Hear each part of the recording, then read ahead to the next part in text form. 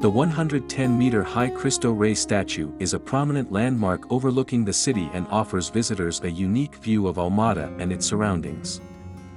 For those interested in history and culture, Cristo Rei provides an insight into Portuguese religious traditions. This place attracts both religious pilgrims seeking spiritual solace and tourists looking for an enriching cultural experience. Whether you are interested in photography or just want to enjoy a quiet moment surrounded by natural beauty, a visit to Cristo Rei is sure to leave a wonderful experience. Whether you are looking for spiritual solace or just want to admire the breathtaking views, a visit to Cristo Rei is sure to leave a lasting impression.